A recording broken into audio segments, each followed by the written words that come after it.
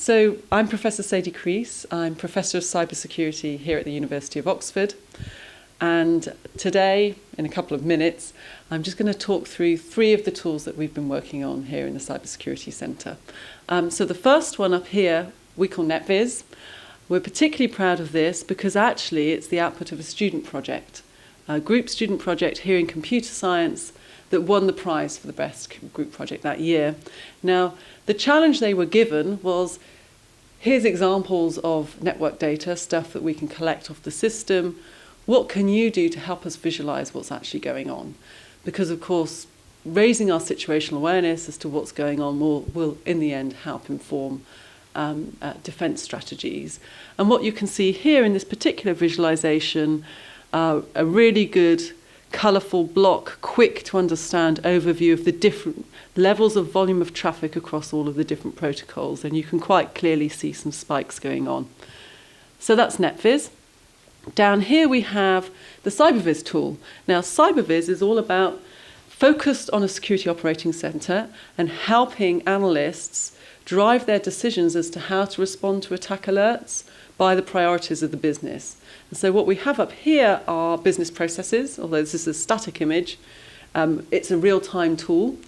And inside the tool, we have various logics that connect business process and tasks to the information infrastructure, which is represented down here in a pretty standard format. Subnets, you can zoom in and out of them.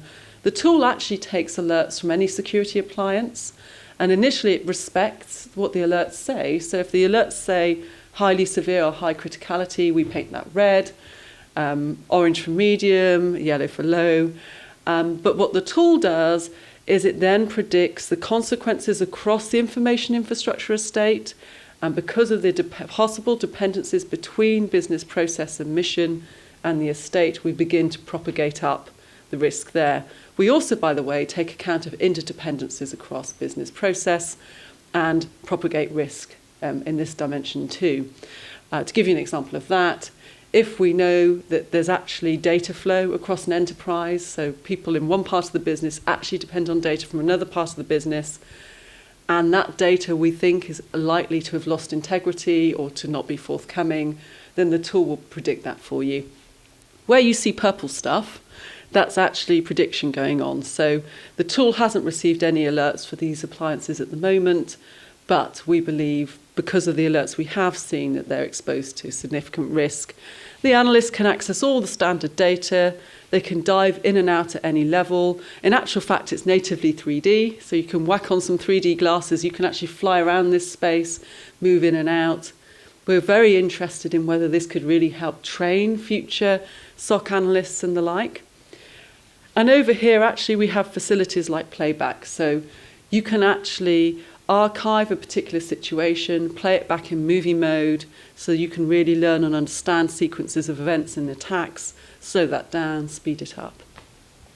And over here, finally, this is just one of the visualizations from the insider threat detection system that we've been researching.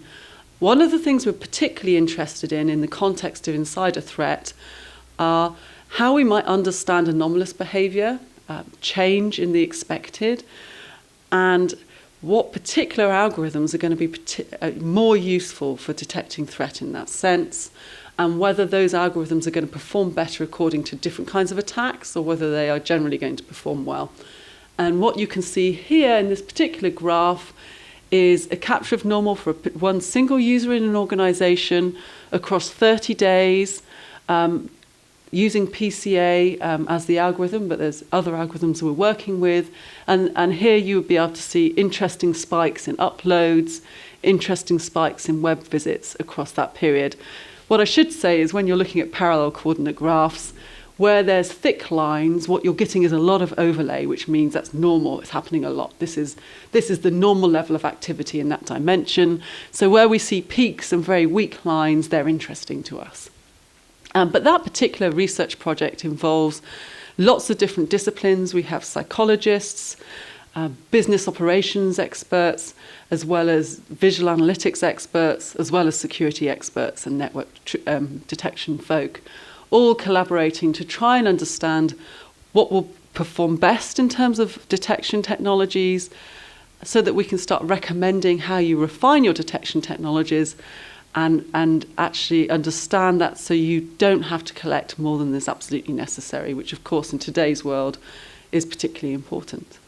If you want more information on any of these particular projects, or indeed what's going on not just in computer science in Oxford but across the entirety of the Oxford endeavour in cybersecurity, just visit our websites.